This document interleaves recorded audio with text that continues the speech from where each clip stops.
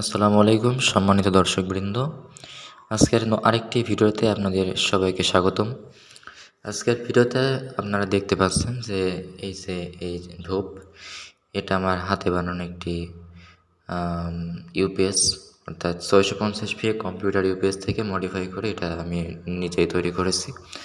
এর ভিতরে কম্পোনেন্ট আপনারা দেখতে গেলে আপনারা দেখতে পাচ্ছেন এখানে ট্রান্সফরমার, মাদারবোর্ড, কুলিং ফ্যান সব কিছুই নিজে হাতে করা।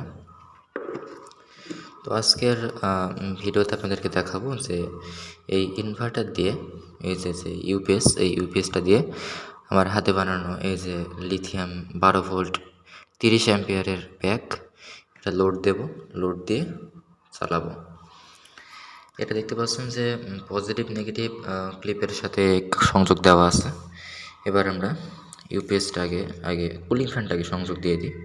এই যে কুলিং ফ্যানের সুইচ, আপনারা দেখতে পাচ্ছেন যে কুলিং ফ্যান কিন্তু ঘুরছে, এই যে ভিতরে কুলিং ফ্যান কিন্তু ঘুরছে। এবার আমরা ইউপিএসের যে মেন সুইচ এটা অন করে দেব।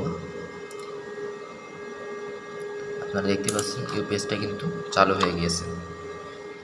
এবার আমরা ইউপিএসের আউটপুট সুইচ, এবার দেখতে পাচ্ছেন আউটপুট সুইচ, এই যে আউটপুট সুইচ, এই আউটপুট সুইচটা আমরা এখন অন করে দেব। ফ্যানটা কিন্তু চলছে, এটা আশা করা যায় 3 থেকে 4 ঘন্টা চলবে।